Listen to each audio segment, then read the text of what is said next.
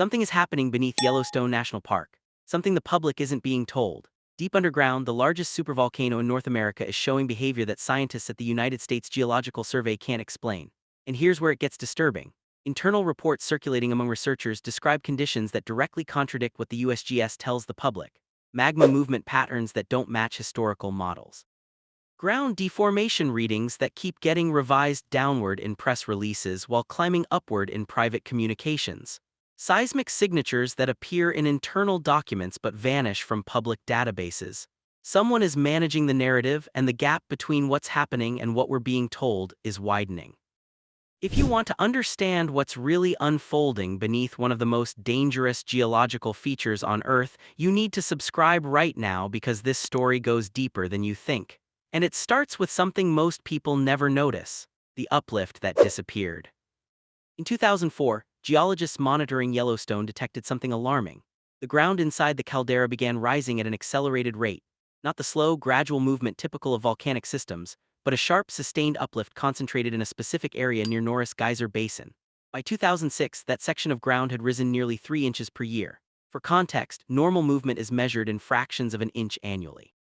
This was orders of magnitude faster. The USGS issued cautious public statements: volcanic unrest, magma intrusion at depth, no immediate threat, standard monitoring protocols. But inside the organization, emails and reports told a different story. Researchers were genuinely confused. The deformation didn't follow expected patterns. It was too fast, too localized, and the seismic data accompanying it was unusual.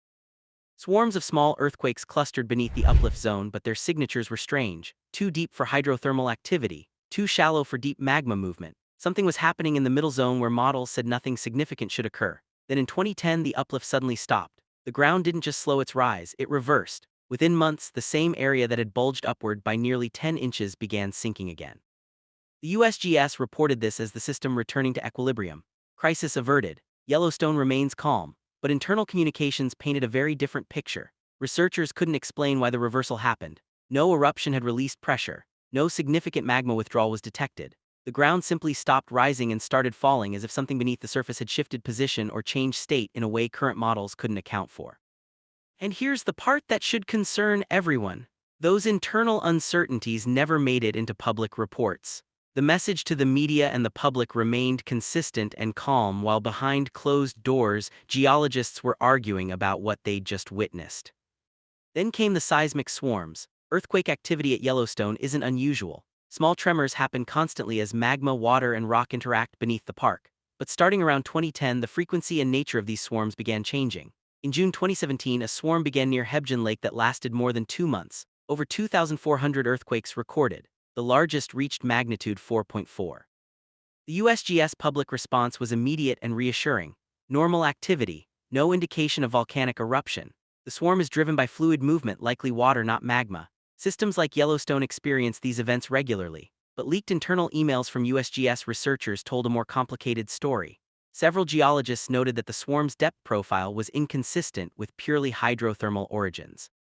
Some quakes were occurring at depths where temperatures should vaporize water instantly. Others were expressing waveforms more typical of rock fracturing under pressure than fluid-induced slip. One email, later obtained through Freedom of Information requests, included a single line that never appeared in any public document. We're seeing stress transfer patterns that suggest deep source involvement, but we can't model the mechanism. Translation: something deep, possibly magma-related, was influencing the swarm, but they didn't understand how or why, and that uncertainty was never communicated to the public. Instead, every press release emphasized reassurance and continuity. Yellowstone is monitored continuously. No heightened threat, visitors are safe. The pattern was becoming clear: publicly, confidence and calm; internally, confusion and concern. But the seismic swarms were just the beginning. In 2018, researchers began noticing something even stranger in the data. The tremor problem. Volcanic tremor is different from an earthquake. Earthquakes are sharp, sudden releases of energy. Tremor is continuous, sustained vibration caused by fluids or magma moving through rock. It's one of the most reliable indicators of active volcanic unrest. And starting in late 2018, instruments at Yellowstone began detecting episodes of harmonic tremor that didn't fit known patterns. These weren't the brief, shallow tremors associated with geysers or hot springs. They were deep, long-duration signals originating miles beneath the caldera floor, sometimes lasting hours. A group of university researchers analyzing publicly available seismic data noticed the tremor episodes and reached out to the USGS for clarification. The response they received was polite but evasive. The signals were attributed to hydrothermal processes or instrumental noise. But when those same researchers cross-referenced the timing of the tremor episodes with ground deformation data, they found something the USGS hadn't mentioned. Nearly every tremor episode coincided with a small but measurable change in ground tilt. The surface was moving in response to whatever was generating the tremor. That's not instrumental noise, that's real physical change. And they submitted their findings to a peer-reviewed journal. They were contacted by a USGS liaison who suggested, not demanded, but strongly suggested that publishing the work might cause unnecessary public alarm. The paper was delayed, revised, softened. By the time it was published, the most provocative conclusions had been removed, but the data remained: deep tremor, surface deformation, timing correlation, and no satisfactory public explanation for what was causing it. Then in 2020, during the pandemic, when public attention was focused elsewhere, something happened that should have made headlines. It didn't. The gas release? Yellowstone sits atop one of the largest magma reservoirs on the planet. That magma releases gases, primarily carbon dioxide and sulfur dioxide, which percolate upward through cracks in the rock and vent into the atmosphere. Monitoring those gas emissions is a key part of understanding what's happening below. In July 2020, gas sensors at multiple locations inside the park detected a sudden spike in carbon dioxide output, not a gradual increase. A sharp jump that lasted several days before tapering off. Internally, the USGS flagged it immediately. Elevated gas emissions can indicate fresh magma rising into the system or increased heat destabilizing surrounding rock. Both scenarios weren't close attention, but the public was told nothing. No press release. No update to the Yellowstone Volcano Observatory website. The spike was noted in internal weekly reports and then disappeared from the public record. A retired USGS geologist who still had access to internal listservs later described the response as oddly muted. In his words, 20 years ago, a gas spike like that would have triggered meetings, discussions, maybe even a public advisory. In 2020, it got a footnote and a shrug. Why the silence? One possibility is that officials didn't want to add to public anxiety during a pandemic. Another, more troubling possibility is that they didn't understand what the spike meant and chose to say nothing rather than admit uncertainty. Either way, the gap between internal concern and public communication widened, and the gas release wasn't an isolated incident. It was part of a broader pattern that researchers were starting to notice across multiple data streams. Ground movement, seismic activity, gas emissions, thermal changes. Independently, each could be explained away. Together, they suggested something more systemic was happening, but connecting those dots required access to the full dataset. And that's where the story takes a darker turn. The data access problem. In 2021, a team of independent volcanologists, some affiliated with universities, others retired from government positions, attempted to compile a comprehensive analysis of Yellowstone's recent activity. They requested access to the complete seismic catalog, including event classifications, waveform data, and analyst notes. They also requested continuous GPS ground deformation records and gas emission logs. What they received was partial. Seismic event times and magnitudes were provided, but waveform data for many events was listed as unavailable or corrupted. Ground deformation data was provided in monthly averages, not the continuous high-resolution measurements used internally. Gas emission records were incomplete, with several months missing or listed as instrument malfunction. When they pushed for clarification, they were told that some data was still being processed, some was proprietary to ongoing internal studies, and some had been lost due to server issues. Lost data, server issue, at one of the most monitored volcanic sites on Earth. One researcher described it as implausible to the point of absurdity. These systems have redundancy on top of redundancy. Data doesn't just vanish unless someone decides it should. The implication was clear. Information was being controlled, not necessarily hidden but managed, filtered, released selectively to shape the narrative. And that raised an uncomfortable question. If the USGS was confident Yellowstone posed no elevated threat, why restrict access to the data that would prove it? The answer, some researchers believe, is that the data doesn't prove it. The data shows a system behaving unpredictably. And rather than admit that unpredictability, the strategy became to manage perception, to keep the public calm, to avoid panic. But managing perception requires controlling the flow of information, and that's exactly what appears to be happening. The internal debate. By 2022, tension inside the USGS Yellowstone Volcano Observatory had reached a point where it began spilling into semi-public view. At a volcanology conference that year, two researchers who had worked on Yellowstone monitoring got into a heated exchange during a panel discussion. One argued that current data showed nothing outside the range of normal variability.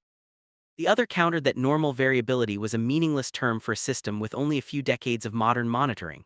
We're calling it normal because we don't have enough data to know what abnormal looks like, he said. For all we know, what we're seeing now is exactly what the system does before a major event. We just haven't lived long enough to recognize it. The exchange was brief but revealing. It confirmed what many in the field suspected. There was no consensus within the USGS about how to interpret Yellowstone's recent behavior. Some scientists genuinely believed the system was stable. Others were genuinely worried. And that internal split was being papered over in public communications with carefully neutral language that conveyed confidence without actually claiming certainty. But the debate didn't stay behind closed doors. In early 2023, a former USGS geologist published an op-ed in a regional newspaper arguing that the public deserved a more honest assessment of Yellowstone's status. He didn't claim an eruption was imminent. He simply argued that the data showed enough anomalies to warrant transparent discussion, not sanitized press releases. The response from the USGS was swift. A public statement reaffirmed that Yellowstone posed no current volcanic threat and emphasized that monitoring was ongoing and rigorous. But notably, the statement didn't address any of the specific anomalies the op-ed had mentioned. Ground deformation reversals, deep harmonic tremor, gas spikes, data access restrictions. It was a response designed to reassure, not to inform. And for many observers, that was more alarming than anything the op-ed had claimed. Because it suggested the priority wasn't scientific transparency. The priority was perception management. Keep the public calm, keep the narrative controlled, and whatever uncertainty exists internally, keep it internal. The magma chamber movement. Now here's where it gets truly unsettling. Beneath Yellowstone there are actually two magma reservoirs, a deeper one about 12 to 28 miles down and a shallower one roughly 3 to 9 miles beneath the surface. The shallow reservoir is the one that matters most for eruption potential. If magma rises into that chamber and pressure builds beyond what the surrounding rock can contain, you get an eruption. Monitoring the state of that chamber, its size, temperature, melt fraction is critical, and in recent years that monitoring has revealed something unexpected. The chamber isn't static, it's moving, not the magma inside it. The chamber itself. Seismic tomography, a technique that uses earthquake waves to create images of underground structures, has shown that the boundaries of the shallow magma chamber have shifted slightly over the past decade. In some areas, the chamber appears to have expanded. In others, contracted. The changes are small, measured in hundreds of meters, but they're real, and they're not supposed to happen. Magma chambers are generally assumed to be relatively stable features. Magma can move in and out, but the overall structure should remain consistent.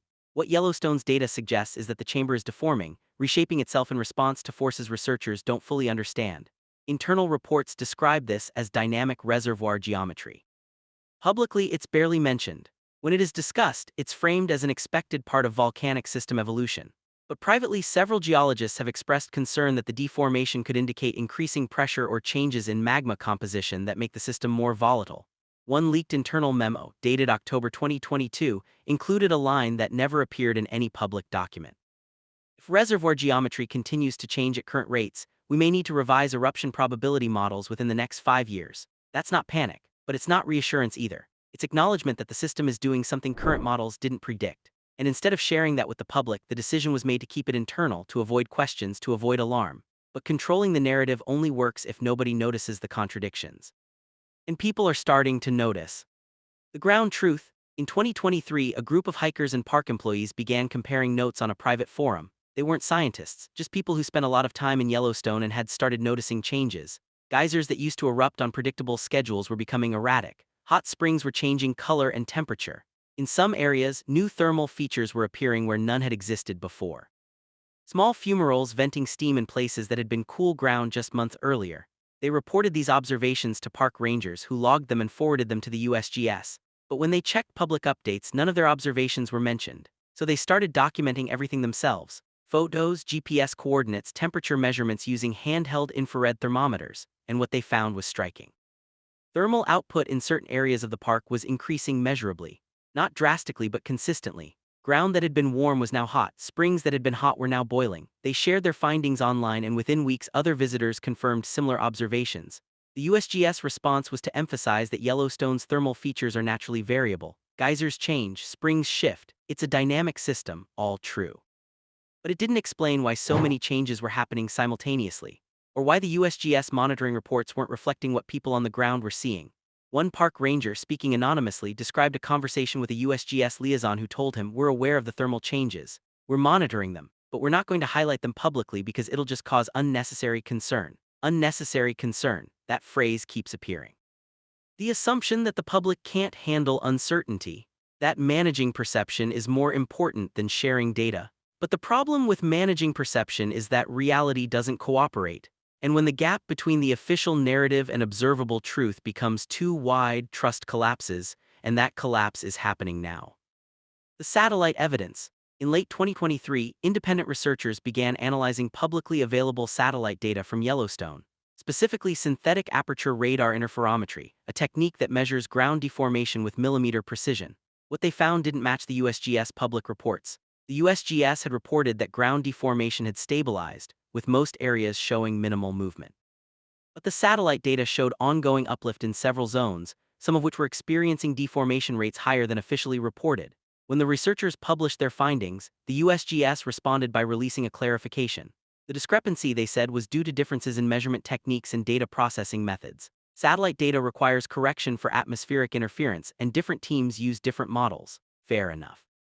Except that explanation didn't account for the fact that multiple independent teams using different processing methods were all finding the same thing: more deformation than the USGS was publicly reporting. Either the USGS measurements were wrong or the public reports were being selectively edited to downplay the movement. Neither option was reassuring.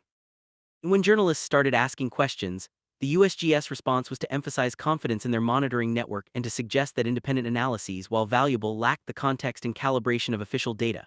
In other words, trust us, not them. But trust requires transparency, and transparency is exactly what's been missing. The satellite evidence was just one more piece in a growing pile of contradictions. Seismic swarms downplayed, gas spikes unreported, data access restricted, ground deformation numbers that didn't match independent measurements. Taken individually, each could be explained.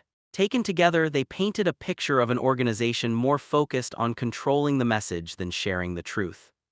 The question no one wants to answer. So what's really happening beneath Yellowstone? Here's the honest answer. No one knows for certain. The magma chamber is behaving in ways that don't fit existing models. Ground deformation is inconsistent. Seismic activity is elevated and unusual. Thermal output is increasing in localized areas. Gas emissions are spiking unpredictably. Any one of those signs could be benign. Together, they indicate a system in flux.